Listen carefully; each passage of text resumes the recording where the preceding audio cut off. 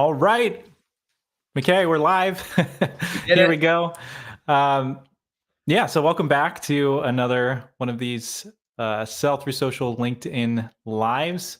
Today, I'm joined by McKay Savage. He's a sales and messaging consultant, and we're going to be talking about sales and marketing messaging. Lots of fun, Surprise. right? Uh, yeah, no, I mean, I think the funny thing is, and we were talking about this before, sometimes when we're talking about smaller businesses, they don't necessarily know some of the words that we use that we like to use in marketing and sales and consulting. So what we mean by messaging is just what are the words you're using to describe what you do, Yeah. and the positioning. Like, are there uh, how do you describe the value that you bring to the market, and are the words that you use resonating with your prospects, and or when you have a sales conversation with somebody, are they leaning forward in their chair and like holding on to every word that you're saying? Are they saying things like, oh man, you completely get me, like nobody else is saying these kinds of things, like, oh, this is a breath of fresh air? Or are they sitting back in their chair with their arms folded and you're having to do a lot of convincing? Yeah. And from my perspective, if you're doing a lot of convincing constantly and you have to really push people into a sale and you have to always be closing, and all of these ideas that we learn about in sales, to me that's a sign that there's something off about your message. There's Yeah. something off about the way that you're communicating to prospects. And I mean, it could go deeper than that. It could be a problem with your actual service that you're offering and the problem that you're solving. But that's not really, let's just assume for the sake of this conversation that once people work with you, they love you, you really solve a true problem in the market. But even though you know that and you believe in what you're doing and you believe it really impacts the market and you've seen it, you're having a hard time convincing people that that's true. So Yeah. that's what we're going to be diving into today, and how slight changes, or sometimes major, but a lot of times slight changes in the words that you use to describe what you do can have a big impact. So McKay, just wanted to start out by asking you about, if your messaging isn't right, if you're not nailing it, what are some of the issues that you've seen clients run into?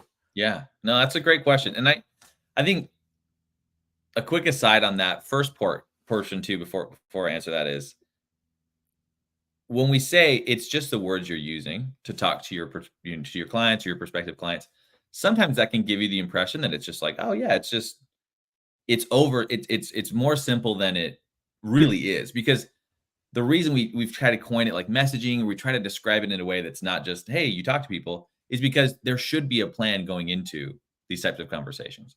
And it's blown my mind sometimes how I've had conversations with new, people that are starting sales for an agency or a business or anything like that.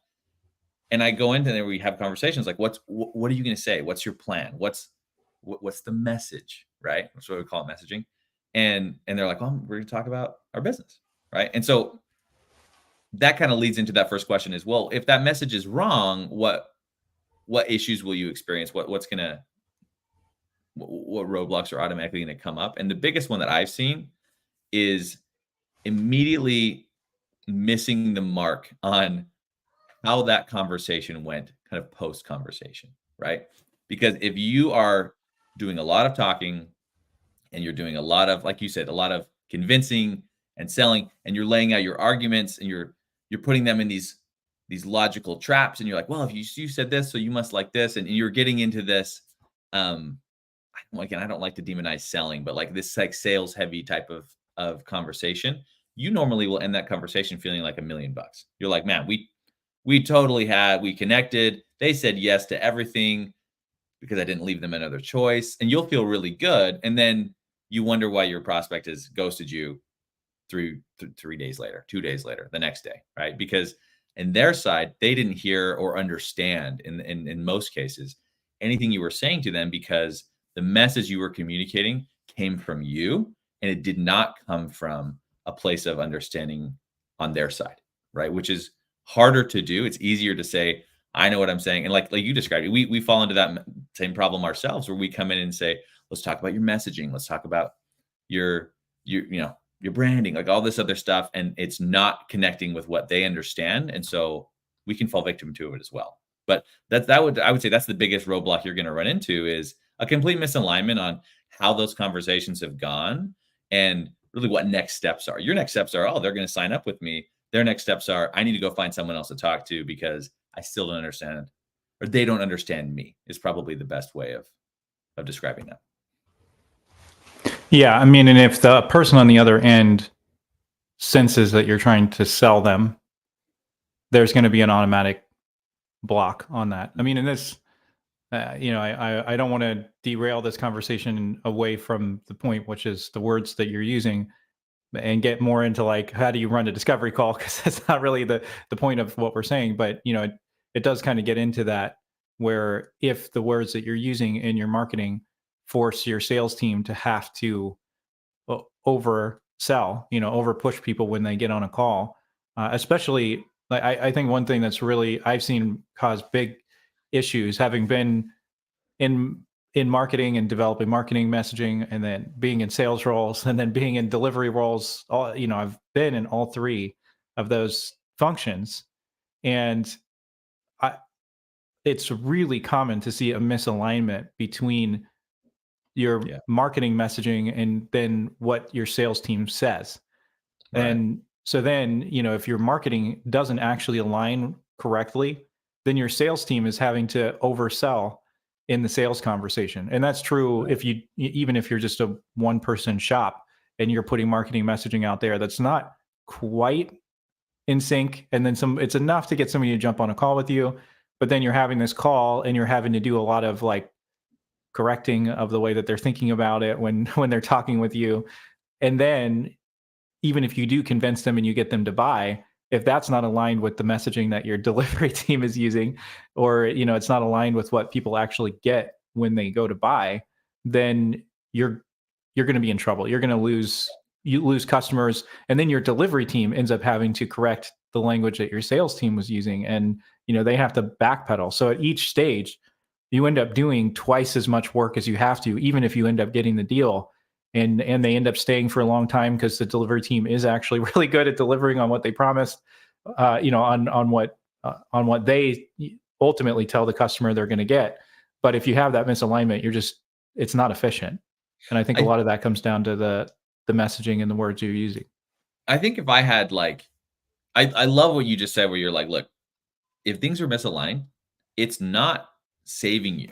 It's not, if you're coming into these sales conversations and you're having to just be like, oh, our marketing team is not doing a good job. Let me save the day and let me say the right things because it's going to make them want to move forward, and we're going to do this. And sometimes, again, like you're saying, that's misaligned with what the delivery is going to be. It's not being more effective. It's not saving you. It's not making you the hero. It's doubling or tripling your workload.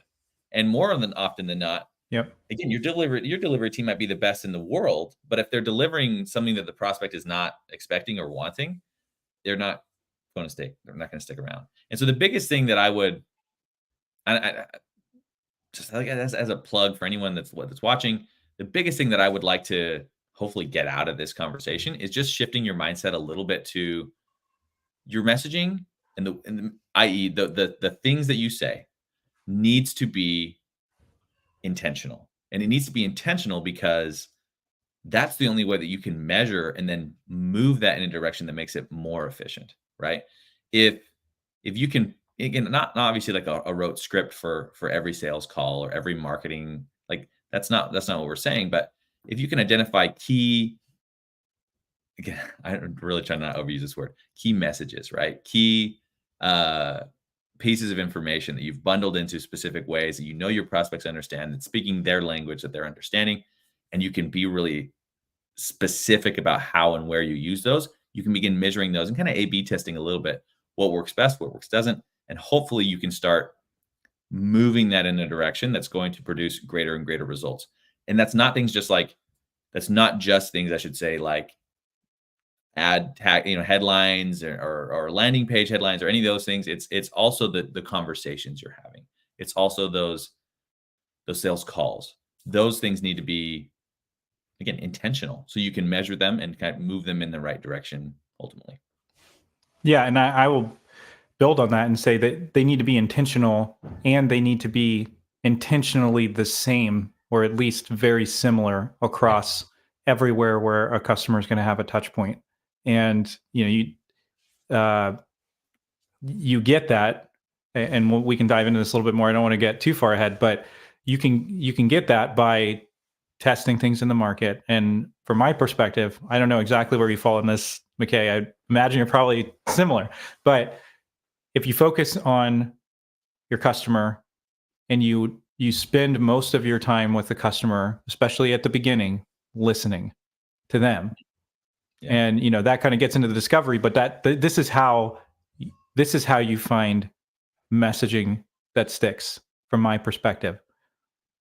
This is true whether you're in a marketing role or a sales role. You've got to do this. You need to sit down across from people that you have a hypothesis that this type of person has a problem that we can legitimately solve for them. And you got to be specific about why you think that is, and start building out a hypothesis about, okay, this type of job function or this role at this size of company in these industries. And it depends on what you're selling. Like sometimes it can be more broad. Sometimes you need to get really niche. And that's not the purpose of this conversation. But whatever the case is, you need to have a hypothesis of, this is the type of person that's going to buy from us, that we're going to be able to deliver well, that we want to work with because they turn into the best long-term customers. Then you need to figure out a way to have regular conversations with those people. And my favorite method for that I teach through Social is, running LinkedIn Lives like this with those people so that you can just get in front of them a lot. And then your job at first isn't to try to convince them. It's to let them convince you of what their problem actually is and the pain that they have. And then you're listening for, what are the words that they use to describe this? And that's a huge challenge, because the longer that you spend in a company or in an industry, the more that you're going to just naturally use certain words or certain phrases. And then you assume that everybody else on the planet uses that, but there's a really good chance that your prospects have no idea what those words mean. And so that's where you want to listen to, what is the word that they use to describe this problem. And I'll give a perfect example of this recently. I was talking to a prospect and I'm asking him about the challenges for growing his business. And he's like, I hate cold calling and it stresses me out every time, but I know that I need to do that to grow my business. And he said, I get sales performance anxiety. And I was like, oh, that's killer. So then, you're listening for a phrase like that. Now that's a phrase I'm going to test out in conversations that I'm having with other people. And then if that starts to get validated, that like, that's a feeling that a lot of people have as a small business owner. If a lot of small business owners I'm talking to resonate when I go, oh man, yeah, you get that sales performance anxiety, and they're like, oh my gosh, yes. That's the term. That's what I feel. Totally. Then you take that and you put it on your website and you start using that in your sales messaging, and you use that when you're delivering and you start using those phrases. But that wasn't something that I sat down and came up with in a brainstorming session and whiteboarded it out. And I go, oh my God, that's something that literally comes directly from the customer's mouth. And the last thing I'll say, and I want your input on that, is if you hear a phrase or a word used by different people that are not related together at all, like they're not from the same company or they're not friends, and they use the same word, pay attention to that.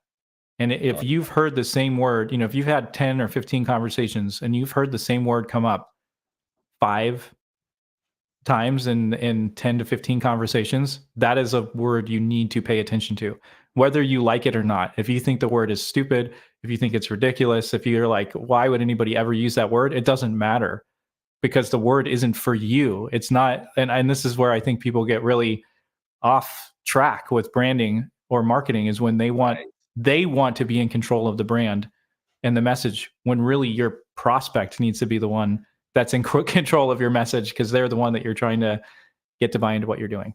100%. And I think keeping an eye out, I love that advice of like, watch for those terms, make sure that they're there. The one thing I'll add to that, and this is like the root of why I got interested and so interested in messaging and like in the conversations we have in a sales environment is because my background is in like communications. Like that's what I love. I would consider that one of my only redeeming qualities is my ability to communicate well. And so the one thing I would add on to that is you do need to have a way of verifying as you start rolling that term out that it means the same thing to everybody.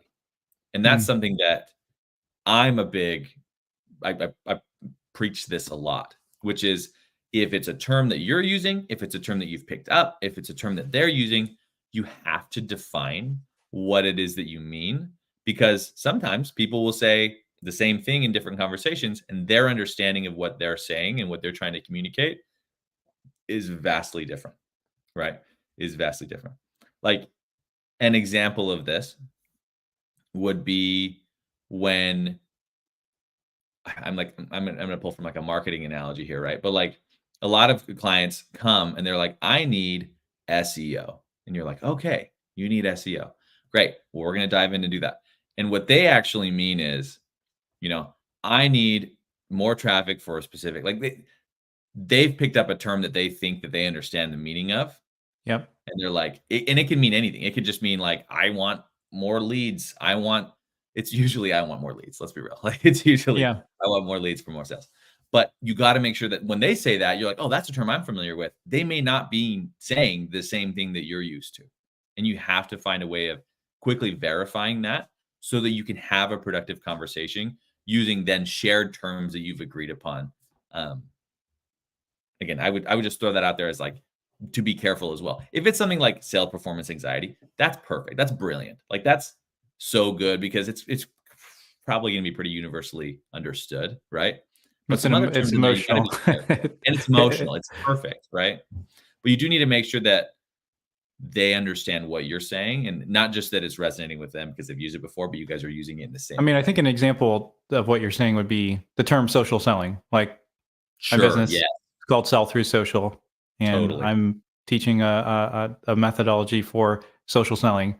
But if I just use the term social selling, it means totally different things to different people, and I have Totally. to I have to define that and talk about what it is and what it isn't. And a lot of people, if I say social selling, they're going to go, "Oh, this is an automated system for lead generation by cold pitching prospects through their direct messages on LinkedIn." And that's exactly not what it is. And so Right. if I'm assuming that people have my mindset because I spend time around people who have a similar mindset that I do to building relationships, and that social selling is actually about building connections and relationships with people who will buy from you or people who influence the people that will buy from you. And social selling is incredible for that. It's the idea isn't manipulating people, it's building actual relationships that compound over time and bring in business. And if that term isn't defined and I'm not communicating that, I'm going to be hurting myself by using that term, and because a lot of people are going to think it's something totally different. Yeah. Something that I have specialized in actually is to try and combat this is I call it brand vocabulary. And that's something that um I found it to be really efficient at avoiding those types of situations where my kind of proposed solution to that is yeah, you can pull from existing terms to give people an idea of what you're talking about, but try to use when you are describing especially any unique elements that you're bringing as part of your service or your proposal. If they're unique, you can't just use terms that everyone's already familiar with because their understanding of those terms is going to be different than your understanding. And you have to define, and it's usually a lot easier to come to a consensus on a new term than it is to try and redefine one that they already know, right? And I think the best example, I probably use this too often, but like Apple shocker, Apple is the king of branding and they're the king of doing this. And that's why when they brought out, like, my favorite example is the iPod, they didn't say, hey, this is the Apple MP3 player, right? It was, hey, this is the Apple iPod. And like no one knew what an iPod was. So they got to set the terms for what an iPod is. Functionally, it's the same thing as an MP3 player, right? For Yep. those like young people that are watching, right? MP3 players, no. um, but they came out and they said, hey, it's an iPod. And so they got to set the terms. It's higher quality. It holds way more storage. There's a scrolly wheel. Like they Yep. get to define that. And that's what I prefer to do in those types of situations as well is make sure that your initial, especially marketing messaging, where you don't have a position, you're not in a position to educate them before your conversation. Marketing messaging has to be those terms that they know and that they resonate with, right? But if you can transition that into a sales message, I think, and I'd love your opinion on this, I think it's preferable to say, hey, for this conversation, in fewer words, I would like to use these terms that mean these things to make sure that you are understanding what it is we're describing to you. And the nice thing about that is if they can catch on and they can understand what those terms mean and they're easily communicated, they can take those back to their team and they can be like, I talked to 5 people. This guy has a special thing. He has XYZ specific term that I've never heard before, Yep. but it describes exactly what he does and it describes exactly what we need. That's if it's easy to communicable as well, that's exactly what you're looking for, because then they can pass that through the rest of their Yeah. team. That does a lot of that selling for you. No, I like that. It's just building on what you're saying, and I agree. But I think that you can go too far. So I totally agree that you should have something that describes what you do that's different. Totally. But if you use unique terms for everything that you do, people get confused. And there's a really fine balance there. That's the problem. Most of the time, people want to give these unique terms for, it's like, we do super special promotion. And it's like, yeah, I mean, like what X-led growth would be an example of that, where it's like, totally. And then you're saying, okay, well, this is, and then you're taking all these, like, if what you're doing does describe a process that people do have an idea of what it means and it's kind of universally accepted. Let's just say lead generation as an example. If what you're doing ultimately is lead generation, but you use a different term to describe that, but ultimately that's what it is, you might be doing more harm than good by explaining that in a completely unique way, because people will go, how is that different than lead generation? But if your process is unique and there's a layer on top of that, that's where I think you get a ton of value by going, hey, this process for lead generation is called, is X or whatever. Here's what that is. And then you're focusing on the unique part and you're getting to redefine that, rather than focusing, like, getting derailed on every word you use. So in other words, like, if you have 2 or 3 things that are your unique process, 100%, you need to 100%. Use unique words for that. But if you end up using unique words for everything, then people get confused. Yeah, and I've seen that happen. Where it's like, yeah, people are like, well, isn't that just your position or your messaging? And you're like, no, this is. No, 100%. And it's like, no, you said that will lead to your question when you said, I try not to get too excited because I will start talking even faster than I'm talking right now. But when you said, the question then is, well, how is that different than lead generation? If you don't have an answer to how it's different, it's going to be detrimental, right? But alternatively, if the whole point is that it is different, right? If the whole point is that you have a unique solution that you developed over years, or you've come across, or it's a unique product or a unique philosophy. I think Sell Through Social is a great example of this, right? It's different. You want the question, well, how is this different from social selling? Because that tees you up to expand on those unique elements and those things that really only you can bring to the table, right? And that's the entire point. So I love that reminder that it can't be for everything, because not everything you do is unique, right? But if it is something that is absolutely specifically yours and is truly something that they cannot understand in other language, then yeah, have that unique term, have that, again, what I call brand vocabulary, make sure that they understand it properly. And hopefully that leads to that question of, well, how is that different? And that opens the door for you to really define that in their minds. And then, again, the thing I love about that is then they take that back to internal conversations. They take that back to conversations with your competitors, and no one has an answer for it, because they're like, well, they do. Again, yeah, Joseph does it sell through social. Why do you guys do that? And they're like, we don't know what that is. And it's like, oh, these guys now look like idiots, because I'm using this term that I feel like is perfectly describing what I want, and this very unique thing that I can only get by talking to Joseph, right?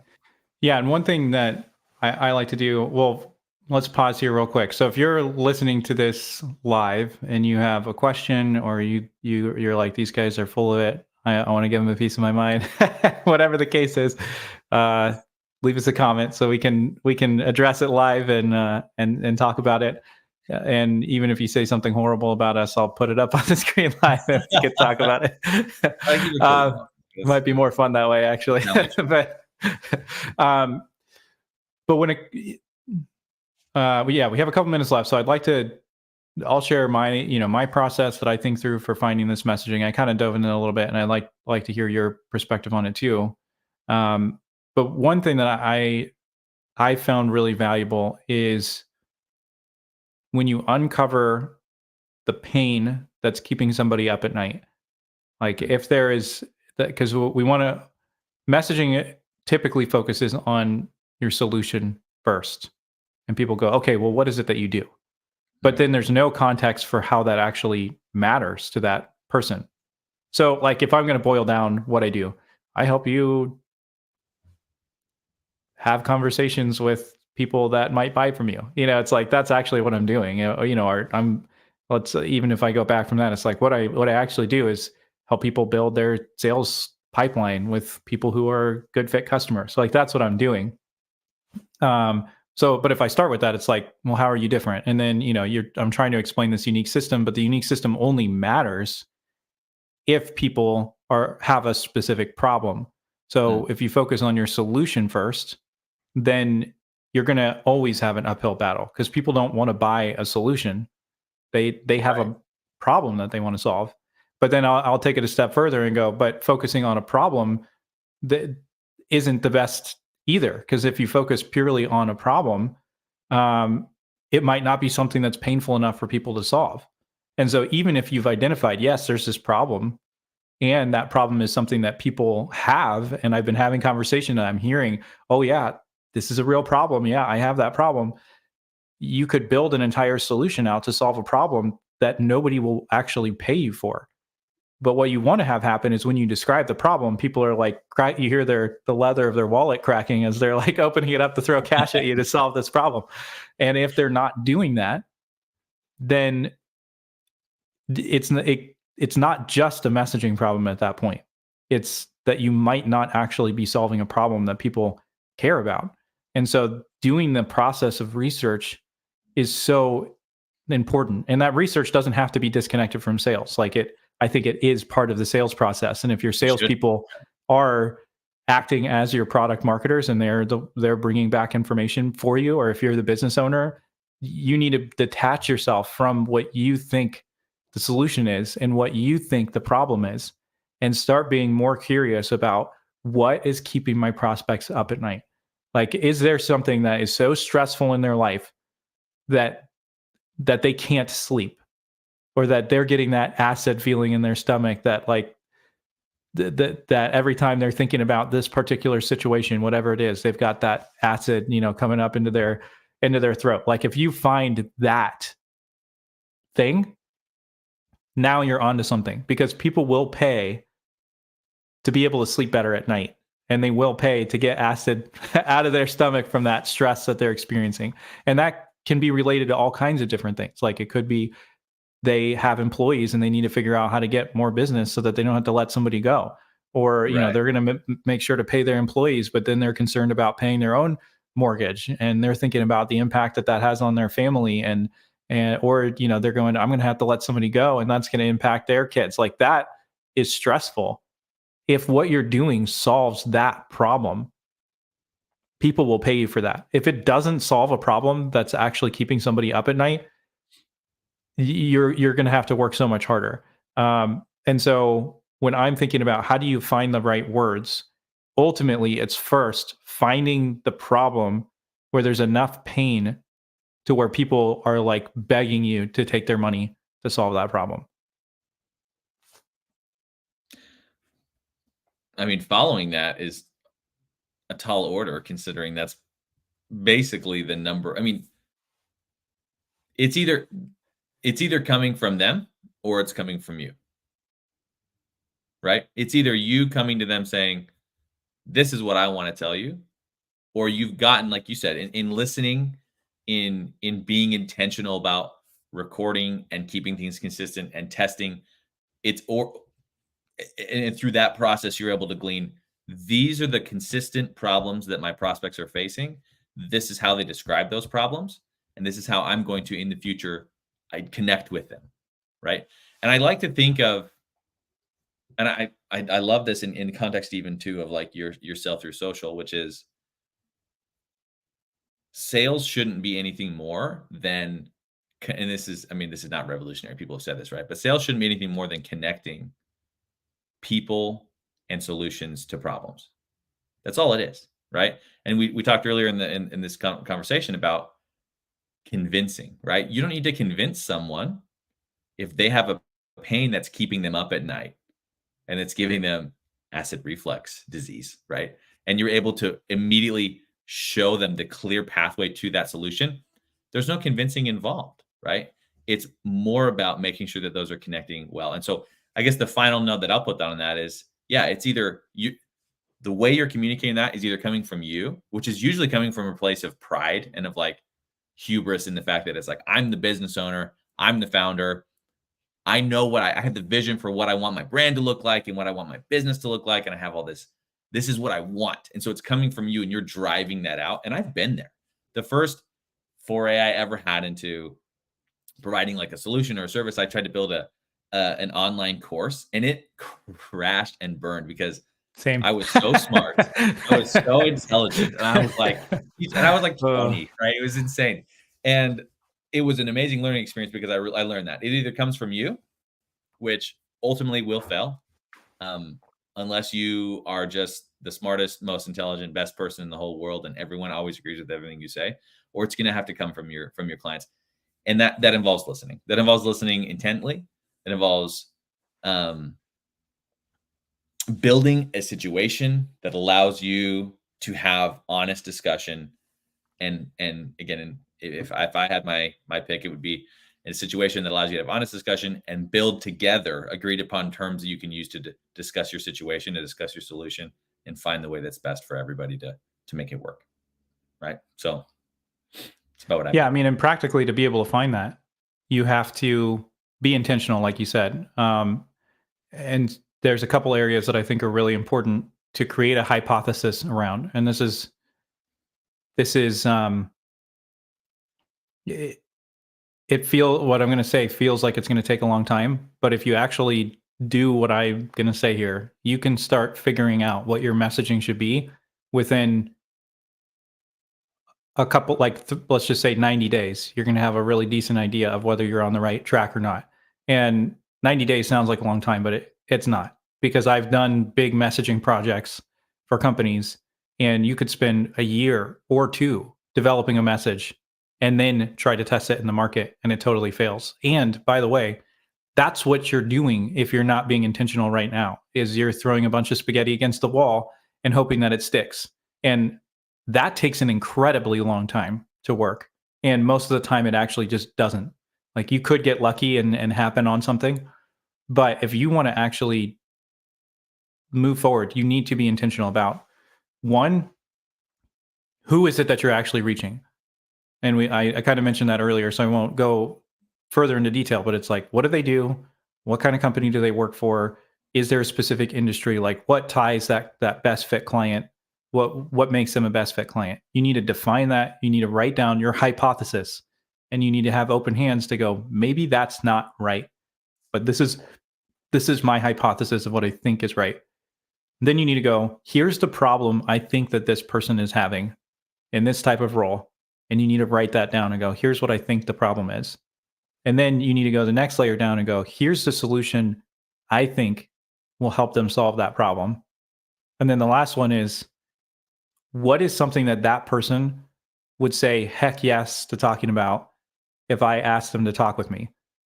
And there's usually going to be a topic that they're ultra interested in that probably isn't exactly what you do. Because if they were really interested in what you do, they would already know how to solve the problem. And right. So, if the topic that you want to talk to them about is just what you do, they're not going to be interested in talking with you. And then you have to go through and validate or invalidate your hypothesis. And you have to really be ruthless about it and make those pivots quickly, especially if you're just starting out in your business. But I would say, even if you're working for a large company and you're selling something and you're really having a hard time connecting with prospects and you're having this, you can do the same thing. Now it might not count towards your activity that you're supposed to be doing. So it's just extra work for you, but you're going to sell more if you do what I'm saying. And then I will. yeah, Oh, go ahead. Well, I was No, going go to say, ahead. jumping in on that, in part of that validating versus invalidating, you got to test that. And the only way to do that is talking to prospects and asking them. And especially in 100%. especially that section of like, what do you think would solve your problem? Right. The best way to find that out is to just ask them. And that can be hard. So transitioning 100%. to like specific guidelines, that can be hard to do in a conversation. Just be like, I'm going to ask you very direct questions. We're going to get very personal. And we're going to talk about what keeps you up at night crying, right? Let's talk Yeah. about that. That can be difficult. It's a lot better if you begin that conversation with a very good preface. And so when I go into any sales situation, I preface it by saying, hey, I'd love to answer any questions you have for me first. Before we get started, I would like to make sure that you have a problem that I can solve. So I'm going to ask you some questions, and we're going to keep going until I feel like we've identified something that I can make sure that I can help you with. So I'm not just talking to you and I'm not just talking at you, right? Is that okay? Can I get your buy-in on that? Right? Every single time, everyone's like, that sounds great. I would much rather you understand me, and then we go into this discussion about your solution versus you just talking at me, right? And that preface ahead of time really makes that conversation a lot more comfortable for both of you, because then they're not like, why is this guy just asking me everything about my business, everything about me, everything about what I worry about? They don't want to talk about those things either, unless they've been in a situation where they've been invited to do so and they understand why they need to share that with you.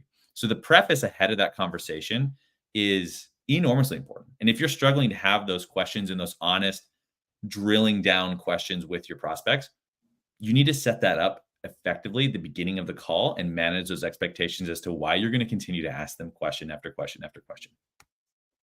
Yeah, I love that. And I think there's a couple ways you can go about that. One is you could start at the conversation and just be like, man, thanks so much for joining me today. If they had reached out to you, it's like, you must have reached out to me for a Totally. reason. Yep. Tell me about that.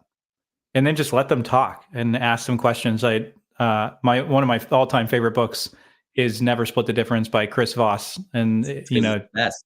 yeah, it is probably my number one business book, just because it's so freaking practical, and like, no matter what you do, it's about negotiation. He was a lead hostage negotiator in the FBI. So yeah, great book. But So good. one thing that I've taken away that's just become part of my language, when you first start trying this, it's going to feel really awkward and unnatural, but it'll just become a natural part of your vocabulary to say, man, it sounds like, or it looks like, or it feels like.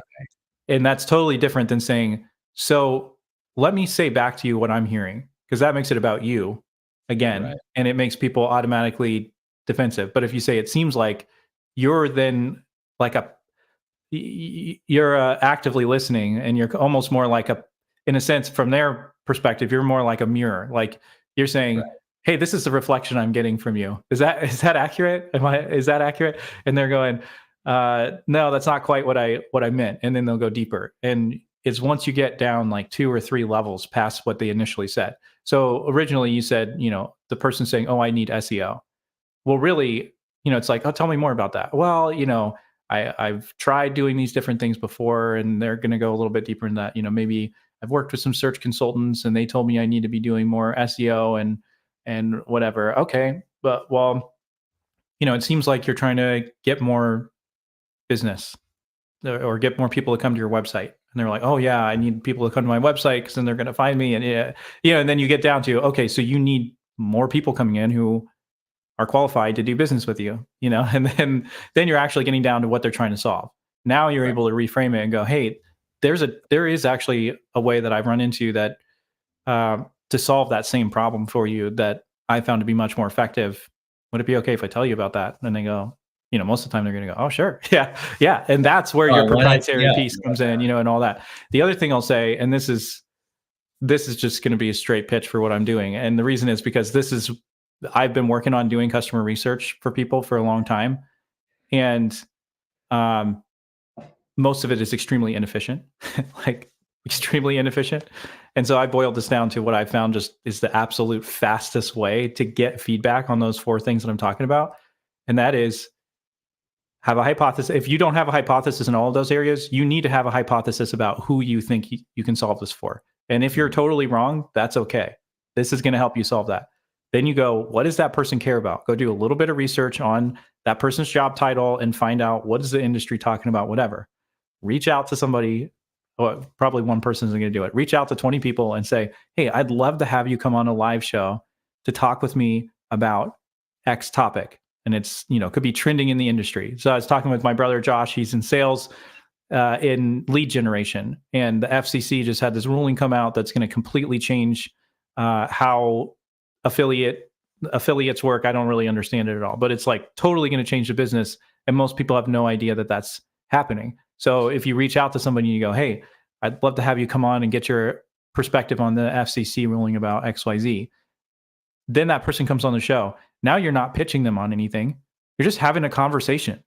And then what's amazing when you've had a conversation with somebody like that, you end the call. Now you got 5 minutes before the end of your meeting and you go, man, I'm doing some research in your area, or I'm new to this, or, whatever the case would be. You just open it up humbly and say, I'd love to ask you a couple questions so I can understand some of the things that you're running into, some of the challenges you're running into, whatever. And most people are going to go, yeah, sure. I mean, in fact, of all the times I've done that, I cannot think of a time where somebody was like, no, I'm not going to do that. They've already talked to you for 45 minutes. Like, it's like you've already built that social and emotional connection. Yeah. It's not a big ask to be like, hi, can we just continue that for 5 more minutes? Yeah.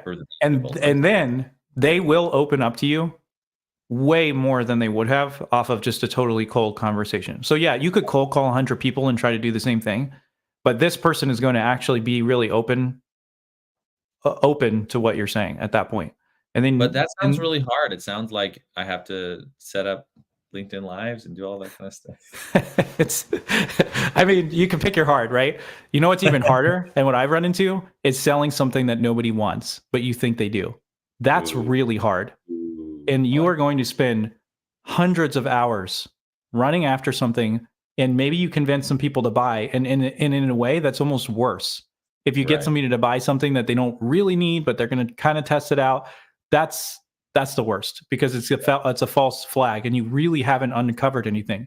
And you know what happens is you grow to a couple employees, you've grown through relationships and referrals, and then you get to the point where you don't understand it because you've got great customers, but nobody else wants to talk to you. You couldn't do cold outreach for the life of you because nobody seems to have the problem that you're solving for customers already. And you're like, what in the world? And you know how much time and energy you're going to spend with that? What I'm talking about, like, let's say this is the first time you're going to do the process I just said. It's going to take you 3 or 4 hours to have that one conversation. Once you get rolling, including the time to actually have the conversation and do completely cold outreach to get somebody on, it's like 2 to 3 hours. For quality. To get a conversation with somebody that you believe is an ideal fit customer, to give you direct insights into exactly what it is that they're struggling with in their business that they want help solving, that's invaluable. Like, if you were to go to a customer research firm, you would pay hundreds of dollars for every single one of those calls. And that person's on there only because you're paying them a bunch of money to be there. And so their answers are not going to be the same as somebody that you've built a genuine connection with. And then you know what else that you're getting out of that conversation is that person, if they actually have that problem, go, well, hey, tell me a little bit, you're asking me about this and it seems like you really, understand where I'm coming from. Can you tell me a little bit more about what you're looking to do? Well, now that's a sales conversation.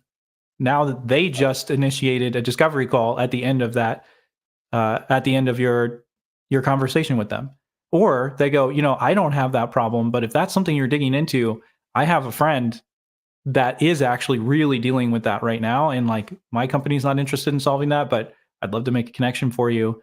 And that happens all the time when you have genuine, real conversations and connections with people. But if you cold call 100 people, no way are you going to get a warm referral to a peer of your prospect where they're going to introduce you to somebody else that they think you should know. That's not going to happen. I mean, you make 10,000 cold calls, and I would be shocked if you get one warm referral from somebody that you cold called. But you do what I'm talking about 10 times, and let's say it takes you 3 hours each time. You spend 30 hours working on that. I guarantee you're going to get a warm referral to somebody else from their peer that's going to make an introduction for you. Guaranteed. I mean, I love it. I've seen that happen over and over and over and over again. I think it's fantastic. Like I said, it's probably the most effective way. Again, I know you're staking a lot on that, right? But it's probably the most effective way, at least that I've come across, to effectively tap into exactly what we described, where it's like it puts you in a situation where you can listen, you can ask questions, where they're forthcoming. Because the other thing is, you can guarantee people like to talk about themselves. They like to talk about their problems. They like to commiserate on, this is what I'm feeling, right? This is what's hard, right? And if you can have that conversation and have it in an open, honest way, not only, and to your point, not only is that opening up that conversation with that person, is an open up conversation with their peers, right? But anyone else that comes across, that's the complete ancillary benefit is there's content that you're producing coming from your ideal customer. That's just them talking about their problem. That's gonna, as we've talked about, that's gonna resonate with other clients with the same problem more than anything that you could possibly put out, because it's coming from your client base, right? The people that they will connect with more are people that are in their same boat, not you. Yep. Right? 100%. Not their savior that's going to come down and save them from their problem. It's people that are in the trenches with them, doing the same thing, having the same problem. And so not only are you getting that conversation, but you're getting, again, like you're saying, hours of content of things that your clients can connect with in a way that they will never connect with you. Yeah. And they'll start associating you with that. All right. Anyway, I told you this was going to be 20 to 30 minutes. We're at 47, but this is such a important topic. And I mean, people have paid tons of money to hire consultants in. And I'm telling you, if you run this process, you don't need to hire a customer research firm to come in and do a bunch of research for you. You're going to be getting this directly from your customers, and you're going to be able to learn and pivot so much faster and get those words that you need to do that. And it really only happens when you're digging in, you're asking the right questions, and you're listening to what your customers have to say. Awesome. Well, McKay, thanks so much for jumping on with me. This is fun. Thanks really for having me, man. I appreciate it. It's great. I'll talk to you anytime. I know I've said that before, but I'll say it again.